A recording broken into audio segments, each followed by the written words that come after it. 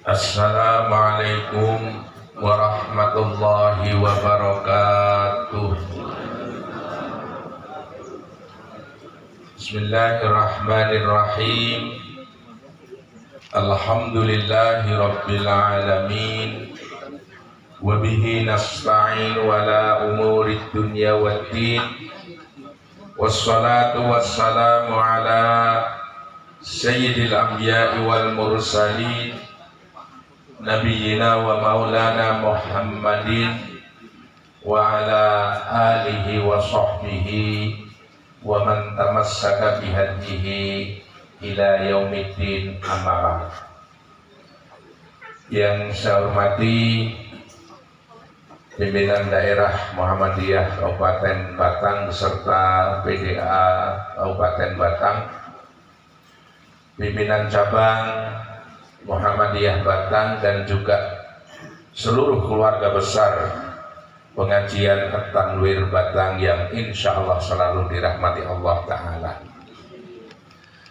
Syukur alhamdulillah, marilah kita selalu puja sanjungkan kehadirat Allah Ta'ala yang karunia-Nya selalu kita terima, anugerah-anugerahnya sekejap mata pun kita tidak pernah tertinggal karunia-Nya. Pagi hari ini nyawa kita telah dikembalikan kepada jasad-jasad kita, sehingga kita mendapatkan nikmat hidup, nikmat sehat, nikmat sempat, tetapnya iman dan Islam, sehingga dengan itu semua kita menjadi tergerak untuk hadir di majelis pengajian At-Tanwir ini. Mudah-mudahan langkah kaki kita, waktu yang tersita, pikiran kita, semuanya insya Allah terkonversi menjadi amal soleh kita masing-masing. Amin. Amin. Amin ini kok rodo lemes ora kaya sadurunge tanggal 14. Artis dari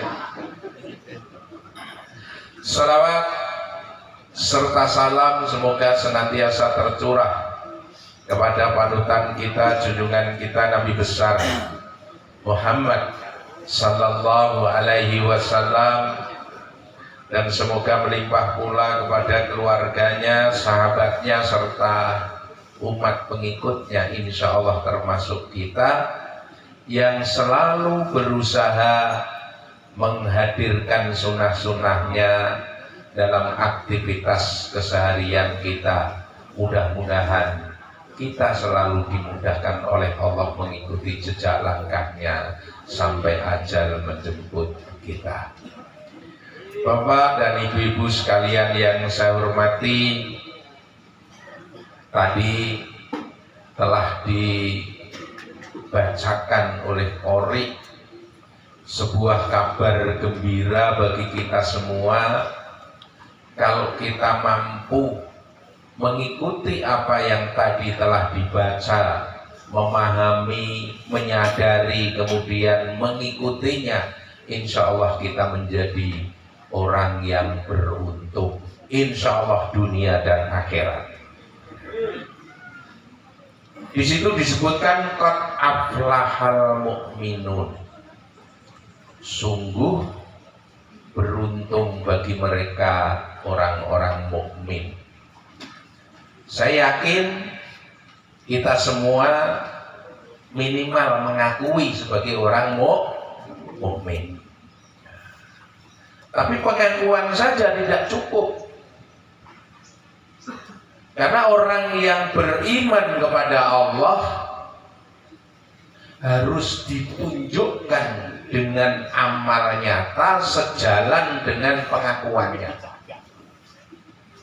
Kalau mengakui beriman kepada Allah tetapi tidak ditunjukkan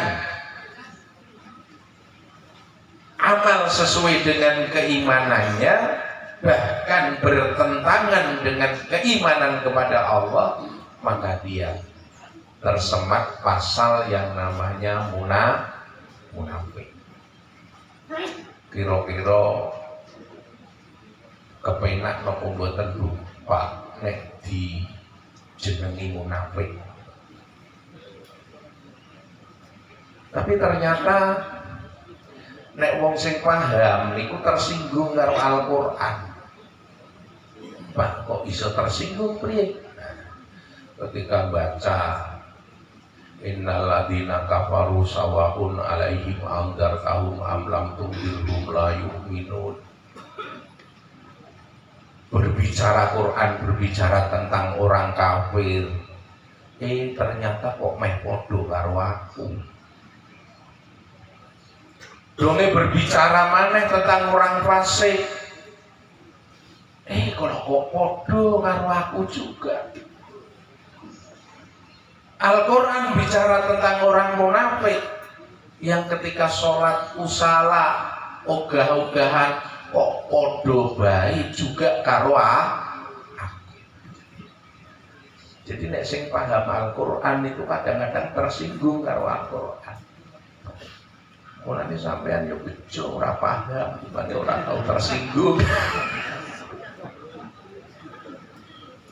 Nah, ketersinggungan Al-Qur'an itu agar supaya menggelitik kita. Kaya mau bejo wong sing padha mukmin alladzina hum fi sholatihim khashi'un, yang orang-orang yang mukmin itu kalau sholat khusyuk.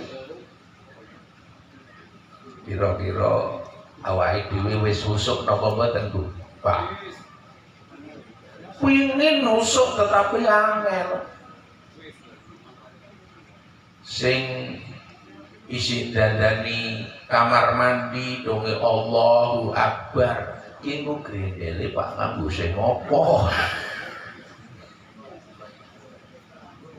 Orang yang sedang sholat itu umumnya itu menjadi orang yang sing isih bangun ya sebagai arsitektur, sebagai mandor, sing dagang ya akan pikirannya itu dengan perdagangan. Itu memang sulit untuk memfokuskan, itu sulit. Lah untungnya kita tidak dituntut untuk supaya terus-menerus seperti itu, tapi tuntutannya orang yang busuk itu adalah alladzina yadunnuna annahum mulaku rabbihim wa annahum ilaihi raji'un. Wong sing busuk kuwi nalikane salat adalah menyadari, meyakini bahwa Allah itu yakin, kita yakin akan bertemu kepada Allah. Nah, keyakinan bertemu sing paling pol itu adalah saat sholat bertemu. Tapi sing mendingan adalah dia yakin nanti pada saat alam akhirat kita akan bertemu kepada Allah. Jadi tingkatannya itu, khusyuk itu ada dua. Sing paling hebat adalah nalikani sholat Allahu Akbar, Allah berada di hadapan kita meskipun kita tidak bisa melihat. Itu sing hebat. Lah kaya kuwi bisa ora kita? Kaya kelase kula sampeyan kuwi ora kelas ini. Apa maneh sing nek ngaji senenge nang pojok. Ora kelas ini. Kelasé para anbiya, para nabi, para sholihin sing bisa khusyuk seperti ini bahwa dia berada di hadapan Allah. Mau dipanggil bupati Pak ukur BISIN. Nah ini kok melihat berada di hadapan Allah. Apa maneh kok mikir engko Pak masake opo? Ini adalah merupakan nemoni kehusukan. Tapi ala kulli hal bahwa nalikoni pikiran orang itu mengelana kemana saja tatkala sedang sholat, dikembalikan lagi. Oh, ini masih sholat. Lalu difokuskan lagi kita sedang menghadap kepada Allah. Walladzina hum 'anil lagwi mu'ridun, dan orang yang beriman itu adalah apabila bertemu dengan hal-hal yang logo. Yang logo itu apa? Yang tidak manfaati, bahkan bisa mendatangkan kemadharatan. Mu'ridun, berpaling. Orang menikmati dunia itu boleh, tetapi menyia-nyiakan keduniaan, menyia-nyiakan waktunya untuk perkara dunia, bahkan meninggalkan akhirat, ini bagi orang mukmin adalah agar supaya diminimalisir. Kira-kira junun ibadah karo hal-hal sing kaitane karo dolanane kira-kira akeh endi Pak Bu? Akeh dolanane. Awake dhewe kerambol sak jam setengah kuwi ora mulat-mulet. Salat dimeniti cacak nek dhewean kira-kira ana 3 menit apa ora. Wong menghadap kepada Allah kaya-kaya wong menempatkan diri berada di sebelah ono tempat sampah sing pingine cepet bubar. Umumnya kaya niku napa ten Bu? Umumnya seperti itu. Salate ku klepat. Lho ndonga khusuke nemen wong. Utang akeh sahur. Napa Allah itu kan nyauri utang. Ini umum. Luweh-luweh kalau kita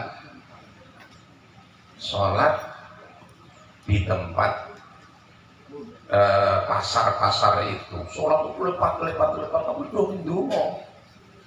Padahal seapi-apinya waktu seseorang dengan Allah itu adalah waktu sholat, waktu sujud. Yang dimaksud waktu sujud itu adalah itlaqul juz'i wa iradatul kulli. Pengungkapan kata sebagian, tetapi yang dimaksud adalah keseluruhan, bangunan keseluruhan. Yang disebut sujud. Tapi yang dimaksud adalah sholat. Maka ketika ada orang yang memahami seapi-api donga itu pada waktu sujud, maka orang itu sujud yang terakhir ditambahi donga. Rasulullah tidak pernah seperti itu.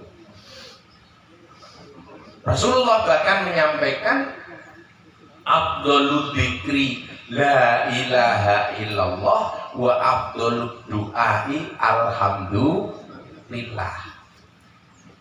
Seapi-api zikir, kalimat-kalimat zikir itu adalah kalimat pengesaan Allah la ilaha illallah, dan seapi-api ndonga kuwi adalah alhamdulillah. Jadi nek sampean bersyukur kepada Allah, kuwi kaya-kaya ora sah ndonga kuwi wis dicukupi kebutuhan-kebutuhane.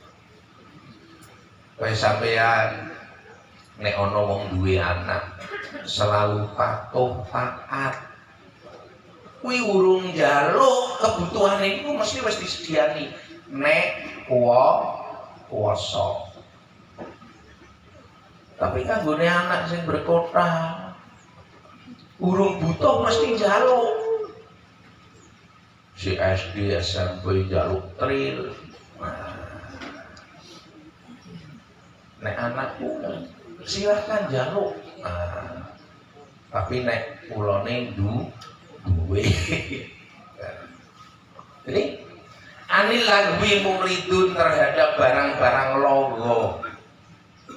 Lawumume terhadap hobi itu nek dikedarung-darungke niku ya logo. Karena apa? Karena kalau seseorang mencintai sesuatu, dia akan menjadi hamba dari sesuatu itu. Walladzina hum lizakati fa'ilun, dan mereka orang mukmin yang menunaikan zakatnya. Lah zakat itu apa sih? Zakat itu sebenarnya secara maknawi adalah mensucikan diri maupun mensucikan harta bendanya. Di dalam istilah, zakat itu adalah kewajiban terhadap harta kita manakala sudah sampai ukuran nisab, ukuran batas minimal dikeluarkannya zakat. Tetapi yakinlah bahwa sekecil apapun harta yang kita peroleh sebelum sampai nisab pun itu harus juga dibersihkan, karena kita tidak akan pernah bisa menjamin 100% apa yang kita dapat itu adalah halalan thayyibah.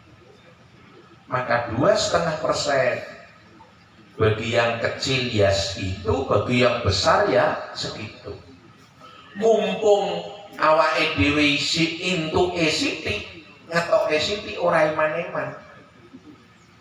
Kalau tidak dibiasakan, nanti kalau kita sudah uangnya miliaran, kon ngetoknya 2,5%, kalau tidak dibiasakan 2,5%, itu eman-eman. Duit-duit 1,5 miliar, kudu ngetoknya 2,5%. Kira-kira piro Bu? Pak, 37,5 juta. Wah, Bu, NMAX siji, pikirannya ke sana. Tapi kalau sudah membiasakan diri 2,5%, insya Allah itu menjadi biasa. Itu memang sudah bukan milik kita. Itu adalah milik yang Allah menyertakan di dalam harta kita bagi mereka-mereka yang berhak. Khususnya adalah orang fakir, baik yang meminta-minta maupun yang menjaga kehormatannya, tidak minta-minta. Wa fi amwalikum haqqun ma'lum lis-sa'ili wal mahrum. Di dalam ayatnya begitu. Dan di dalam harta-harta kalian disertakan hak dari orang-orang miskin yang meminta-minta maupun yang tidak minta-minta. Untungnya para pengemis tidak pernah melu ngaji. Nek ngaji, weruh ben sing wong rada sugih toto-toto. Endi bagianku sing dititipake karo sampean? Awake dhewe ora iso selak. Walladzina hum li furujihim hafidun, dan mereka orang mukmin itu adalah yang menjaga kehormatan fardunya. Nah, ini menjaga kehormatannya. Bagi Muhammadiyah ini adalah sesuatu kehormatan. Kehormatan itu hanya kehormatan fals, tetapi bagi kalangan teman-teman kita sampai kehormatan itu, wajah itu tidak boleh dilihat. Saya pribadi menyebutkan bahwa menutup wajah itu hanyalah tradisi Arab sana. tradisi Arab, bukan sebagai sebuah kesunahan yang mutlak. Karena di dalam Al-Quran sendiri, dalam surat An-Nur kalau tidak keliru, kulli nisa'il mu'minin, katakan Muhammad bagi wanita-wanita muslim untuk menjulurkan jubah-jubahnya dan jangan menampakkan zinatahunna, yakni hiasan-hiasannya, illa ma doharo, kecuali yang biasa nampak. Itu ayat Al-Quran. Lah apa yang biasa nampak? Yang biasa nampak itu untuk sholat itu kan, wajah dan kedua tangan, telapak tangan. Di samping itu ada penguat lagi. Ketika Rasulullah bersama Aisyah, tiba-tiba adiknya itu datang. Lah, ini menjelang akhir Aisyah ketika wafat Rasulullah itu, Aisyah kira-kira umur sekitar 19 tahun ataupun 20 tahun. Masih amat sangat muda. Datang Asma yang sudah tumbuh menjadi remaja dewasa, menggunakan pakaian yang tipis sehingga nampak lekukan-lekukan dan auratnya sebagian nampak. Di situ Rasulullah menyampaikan, ya Asma, wahai Asma, seorang wanita idza balagal khinsa, ketika sampai pada usia dewasa, tidak pantas untuk terlihat kecuali wajah dan kedua tangan. Ini maka Muhammadiyah tidak menganjurkan memakai cadar. Lah dene masing menganjurkan monggo kemawon daripada mbek kene ne bolong. Daripada orang nganggo lengan. Nah, ini menjaga kehormatan. Illa ala azwajihim aw ma malakat aymanuhum fa innahum ghairu malumin. Kecuali kepada budak-budak dan kepada istri-istrinya. Tapi nang Al-Quran itu memang seperti itu, Bu. Kepada istri-istrinya. Akeh kuwi memang kaya kuwi. Sehingga muncul Islam itu nanggon plesetane ana Islam aswaja, ana Islam azwaja. Islam aswaja itu ahli sunnah wal jamaah, Islam azwaja Islam yang menganjurkan banyak istri. Ia menganggap bahwa kesunahan itu adalah istrinya tidak cuma satu. Itu mulai nang Muhammadiyah rata-rata gelare ustaz, ora kiai, karena akeh ora wani. Poligami. Ya Dahlan sendiri itu istrinya sampai 3. Jadi ini kalau ditanya memang, Bu, nek kira-kira suatu pekerjaan dikerjake wong siji karo dikerjake wong papat itu ringan pundi, Bu?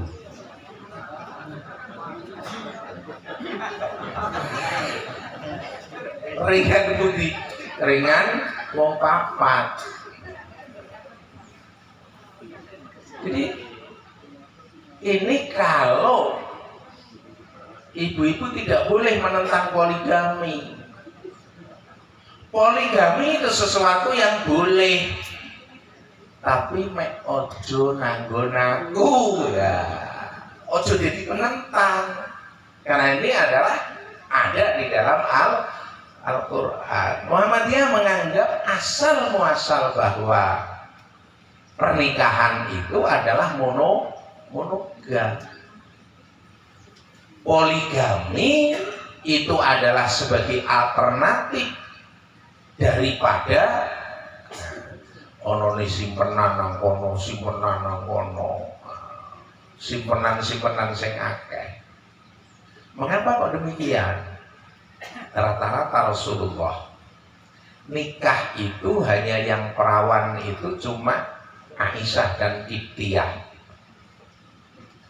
Aisyah ini dinikahi Rasulullah, hikmahnya adalah untuk menceritakan pribadi Rasulullah di dalam hal yang berhubungan di sekitar rumah tangga.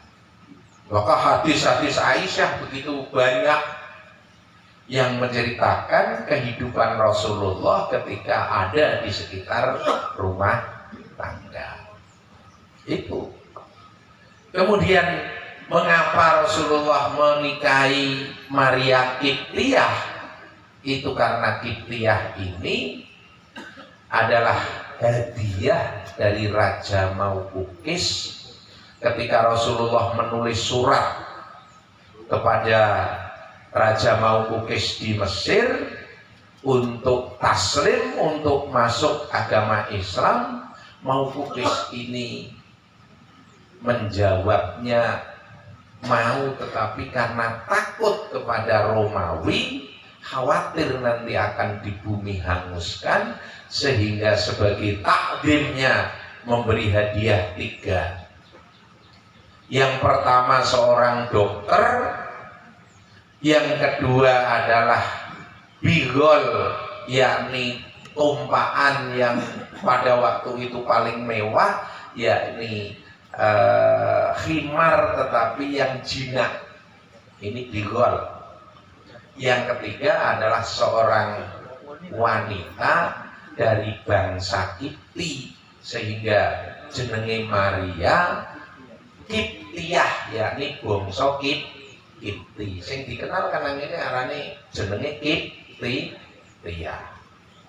Ini lah 3 hal ini Rasulullah diterima dengan baik, dokter juga diterima dengan baik.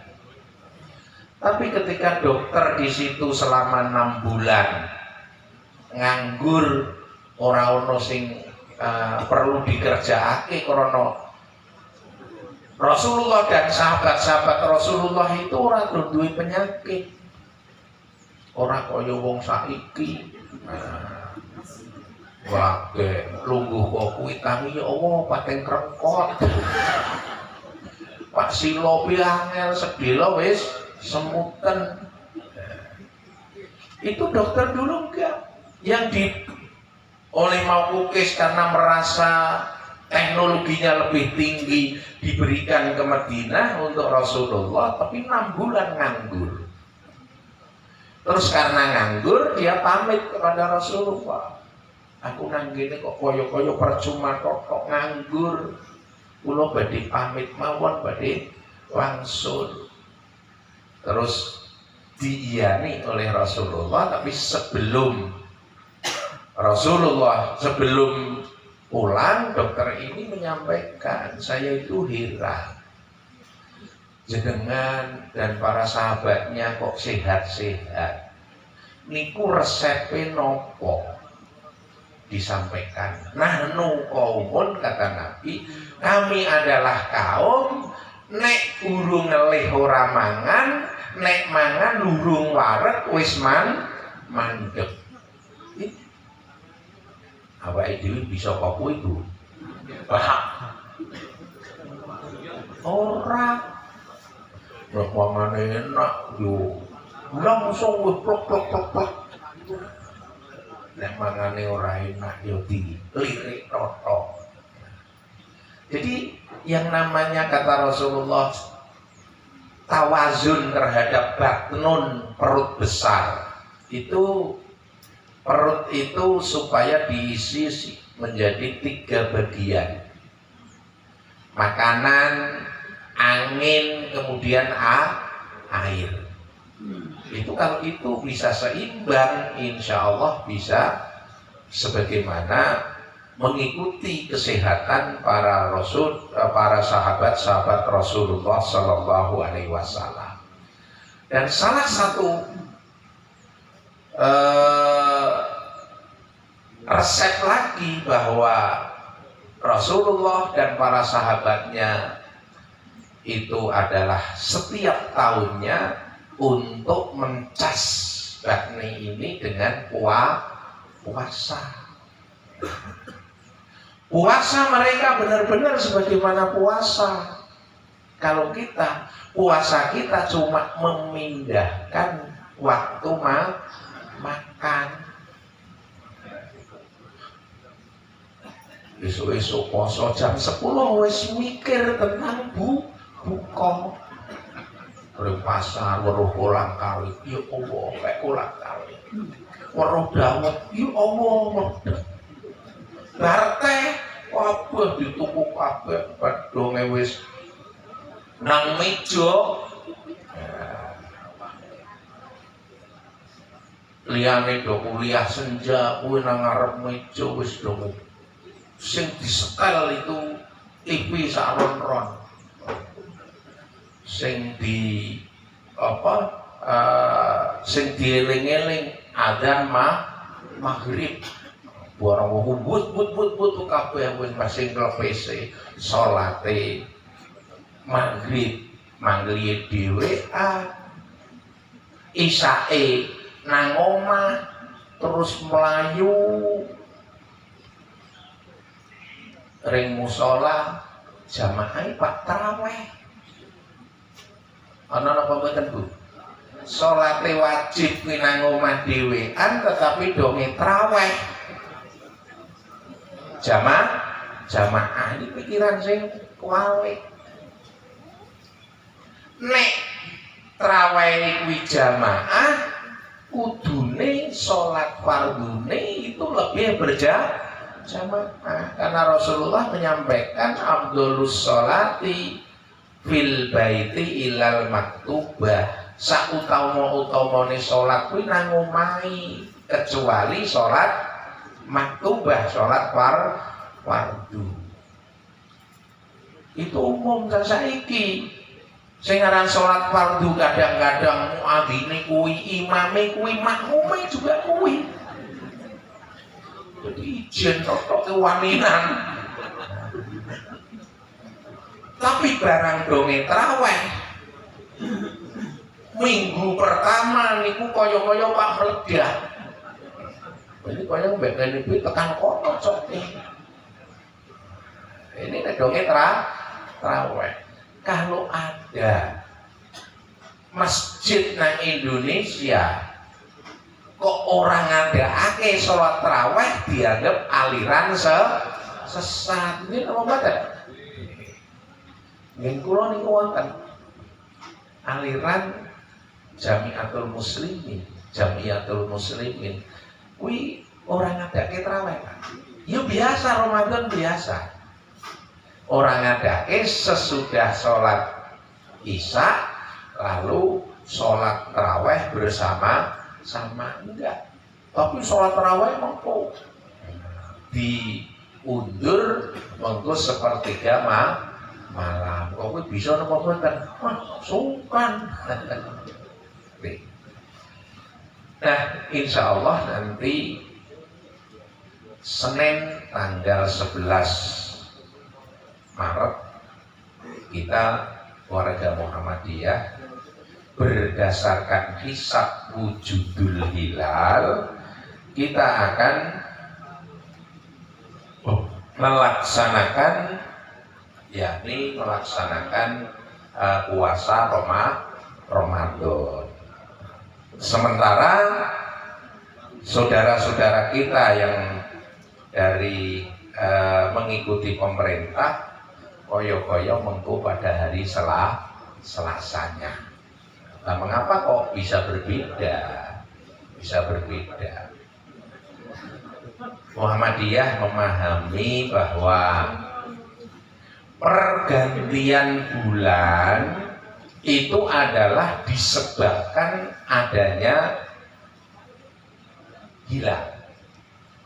Bisa dilihat maupun tidak bisa dilihat. Kalau hilal itu sudah ada di atas ufuk seberapapun, itu diyakini sudah ganti bulan.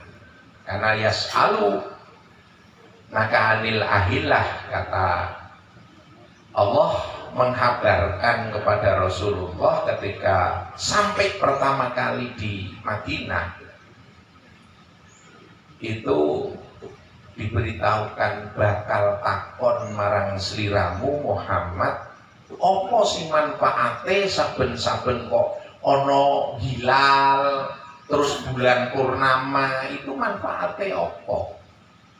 Itu dihabarkan oleh Rasulullah. Yas'alunaka anil ahillah, bakal takon marang sliramu Muhammad tentang bulan sabit. Kul hiya mawaqitul linnasi wal hajj. Jawaban Muhammad bahwa bulan sabit itu adalah tanda-tanda waktu. Nah, waktu nopo? Ya tanda waktu datangnya bulan baru. Dan juga tanda untuk pelaksanaan ibadah haji. Nah, maka Muhammadiyah kalau berdasarkan hitungan bulan itu sudah di atas ufuk, itu adalah sudah masuk bulan baru. Nah kemudian bagi mereka atau pemerintah yang memahami adanya imkanur ru'yah. Imkanur ru'yah itu apa sih? Imkanur ru'yah itu kemungkinan hilal bisa dilihat. Nek ora bisa dilihat, tapi dimungkinkan bisa dilihat. Nek biak 2 derajat. Sekarang itu ditingkatkan menjadi 3 derajat. Wong sing 2 derajat aja sering berbeda, apalagi sekarang ditingkatkan menjadi lebih tinggi lagi 3 derajat. Sehingga itu yang membedakan, karena orang dingini kerso bahwa ora susah ono isbat itu mesti dino Selasa.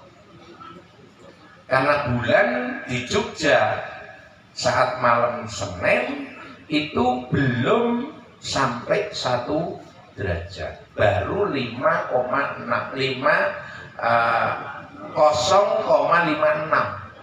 derajat. Itu kalau hari rayanya insya Allah bersama,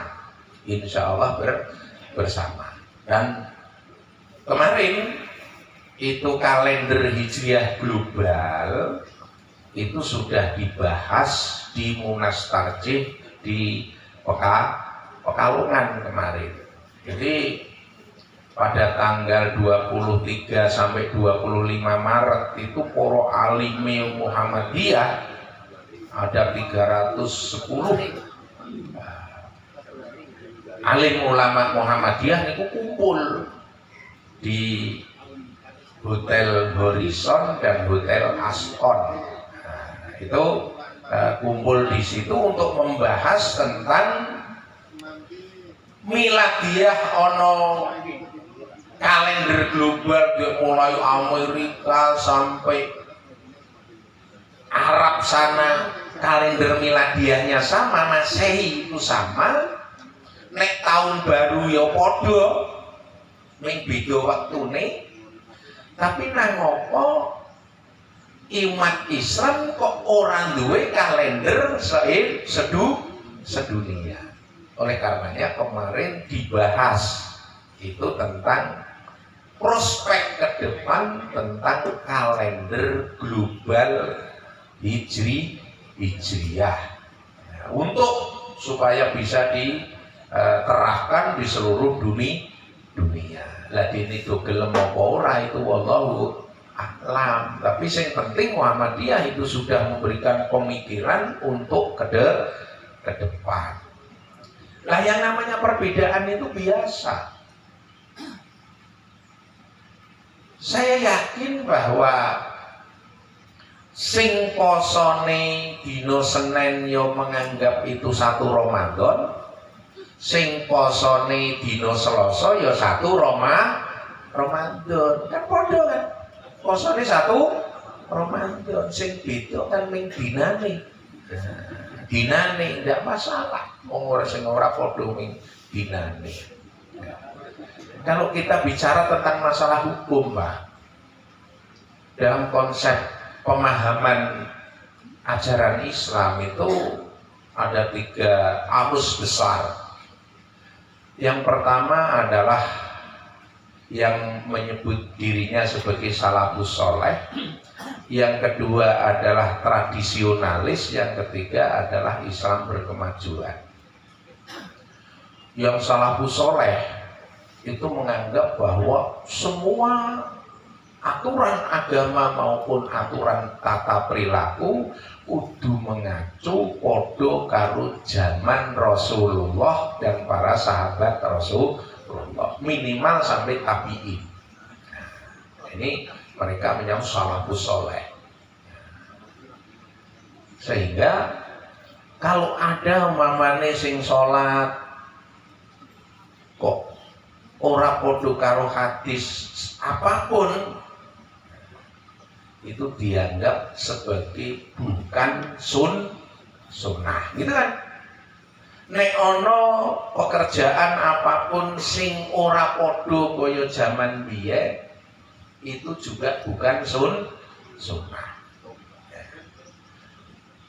Mengislamkan komunitas itu bisa, tapi kalau mengarabkan komunitas itu sulit, tidak bisa. Kira-kira sampean nek buka puasa nggo gawe batalake, kira-kira senenge nganggo kurma apa nganggo kolok, Bu? Jujur bae. Umume nganggo kolok karena kebiasaan ini. Nah, disinilah sunahnya itu bukan materinya. Sunahnya itu adalah mentakjil, menyegerakan berbukanya, bukan materi kurma atau kurma. Kadang-kadang kanggone wong Jawa niku nek dipangan kuwi nang untung itu bisa jadi paling cepot kanggone sing tidak sing sensitif. Terus nek ana nganggon salat umpamane. Lah ini hadisnya itu Imam Ahmad. Saya mau bertanya, sing ngarani penulis hadis itu sama karoan pendiri Imam Madhab itu dhisik Imam Madhab. Imam Syafi'i itu lahir 195, meninggal 204 Hijriah. Sementara Bukhari dan Muslim itu lahir sekitar 194 dan 195. Jadi Bukhari dan Muslim itu adalah pengikut mazhab Syafi'i. Gurune Bukhari itu adalah termasuk Imam Syafi'i.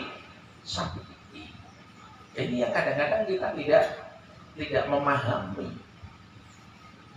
Sehingga sing dianggap nyunah ku ya sing kaya padha tekstualis kaya dene hadis. Mulane ini bagi sebagian seperti itu, bagi yang lain yang penganut tradisionalis ya enjoy saja mengamalkan tidak sesuai karo hadis, karena Imam Syafi'inya memberikan pemahaman seperti itu. Karena penulisan hadis itu adalah terjadi sesudah 2 abad sesudah Rasulullah wafat.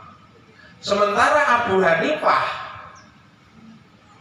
imam mazhab yang paling tua, itu lahir pada tahun 80 Hijriah. Isik menangi cilian ini menyelangi kalau para tabi'in. Disinilah kadang-kadang kerancuan perbedaan. itu dianggap yang nyunah itu ya yang ini, yang seperti ini. Nah, mari kita, perbedaan itu sesuatu hal yang biasa, dan mari kita tanamkan pada diri kita, Islam yang terbaik adalah Islam yang samhah, Islam yang rahmatan lil alamin. Di dalam masalah ubudiyah mahdoh dikembalikan bagaimana Rasulullah itu melakukan, tapi di bidang muamalah kemaslahatan itu menjadi yang paling penting, karena dunia itu adalah bukan kewenangan Rasulullah untuk memberikan judgementnya, tetapi masalah agama itu adalah kewajiban Rasulullah. Sering saya sampaikan, suatu hari Rasulullah berkeliling di sekitar Madinah. Ada di suatu kaum itu menyiangi kurma agar buahnya itu agak bagus. Tiba-tiba Rasulullah lewat situ melihat cara penyiangan kurmanya itu menurut Rasulullah ora pas. Terus dituturi cara penyiangan kurma iki ben subur. Nah, ternyata ditut, barang ditut, di lain tempat itu panen kurma melimpah, tapi di tempat itu panen kurmanya tidak ngiseni, akeh tapi orang ngiseni, subur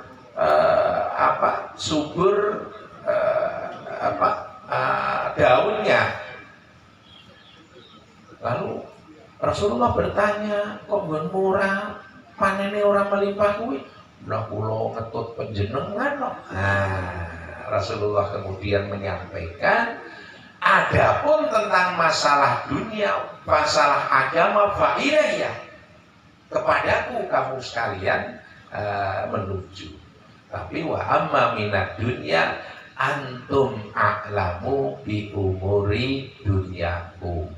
Awakmu luwih pinter perkara-perkara dunyamu. Jadi di sini yang harus kita tanamkan pada diri kita, bahwa Islam, risalah Islam berkemajuan itu adalah di samping purifikasi ibadah dan akidah, maka pemahaman keislaman ke depan yang berhubungan dengan masalah keduniaan kita bisa berkreasi asal kemaslahatan itu lebih baik dihasilkan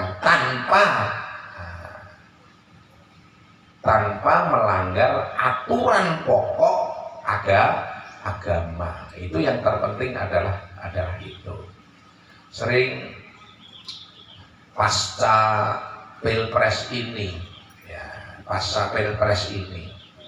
sebagian kalau di grup WA ada pertemuan umpamanya dengan Jokowi, pimpinan pusat, sampai ada di WA ini tidak melihat kondisi masyarakat yang di bawah, ikut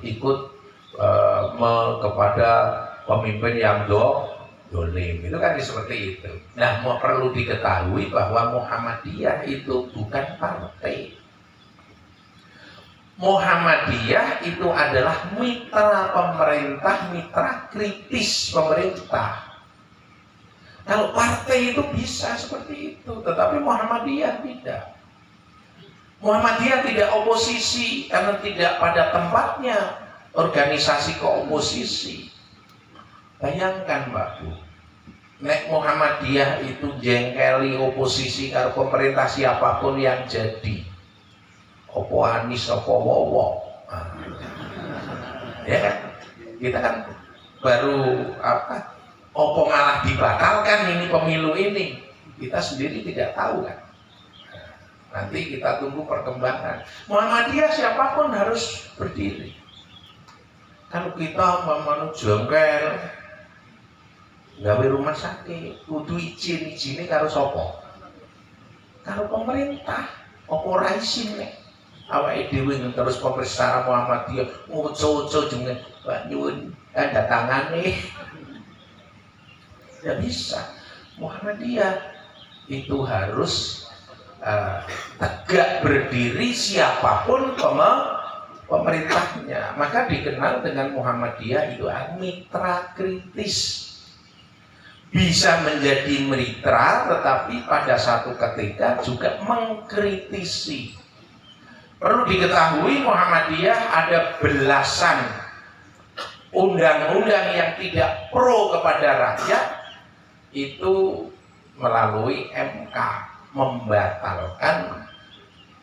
digugat membatalkan undang-undang tersebut.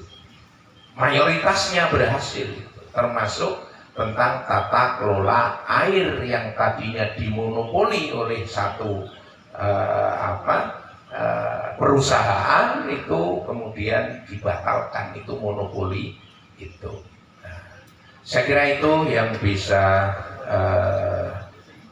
kita bicarakan, dan ada agenda-agenda lain saya mohon maaf tidak bisa menyertai nanti sarapan karena harus juga langsung ke Kajen karena sudah di sana undangan jam 8 untuk RAT Baitul Tamwil Muhammadiyah se-Kabupaten Pekalongan yang cacahe ono 12 di Kabupaten Pekalongan itu ada 12 layanan BTM. Nah, mudah-mudahan kehadiran kita dan apa yang saya sampaikan kalau itu ada kebenaran itu hanya datang dari Allah Subhanahu wa Ta'ala, dan ada kata-kata yang kurang pas, kekeliruan itu hanyalah kebodohan dari saya selaku pribadi. A'udzubillahi minasyaitonirrajim. Bismillahirrahmanirrahim. Alhamdulillahirabbil alamin hamdan yuwafi ni'amahu wa yukafi'u mazidah. Ya Rabbana lakal hamdu kama yanbaghi li jalali wajhikal karim wa 'azimi sultanik. Allahumma shalli ala sayyidina Muhammadin sayyidil awwalin wal akhirin wa radhiyallahu an kulli sahabatihi wa azwajihi wa dzurriyyatihi wa ummatihi ajma'in. Allahumma la tada' lana bi maqamina hadza dhanban illa ghafartah wa la hamman illa farrastah wa la aiban illa satartah wa la maridun illa syafaitah wa la maridun illa syafaitah wa la maridun illa syafaitah wa la hajatan min hawaijid dunya wal akhirati illa qadaitaha ya arhamar rahimin. Allahumma qanni'na bima a'taitana wa barik lana bima razaqtana wahluf alaina an kulli ghaibatin minka bi khair. Allahumma wallina khiyarana wa la tuwallina shirarana. Allahumma waffiq waliya amrina bima tuhibbu wa ma tarda warzuq lahum bitanatan allati tu'inuhu ilal birri wa taqwa. Rabbana hab lana min azwajina wa dzurriyyatina qurrata a'yun waj'alna lil muttaqina imama. Rabbana ighfir lana wa liwalidina warhamhum kama rabbauna shighara. Allahumma ij'al awsa'a rizqika ala inda kibari sinnina wa inqidha'i umrina. Rabbana atina fid dunya hasanatan wa fil akhirati hasanatan wa qina adzabannar. Subhana rabbika rabbil izzati amma yasifun wa salamun alal mursalin walhamdulillahi rabbil alamin. Wassalamu alaikum warahmatullahi wabarakatuh. Waalaikumsalam warahmatullahi wabarakatuh.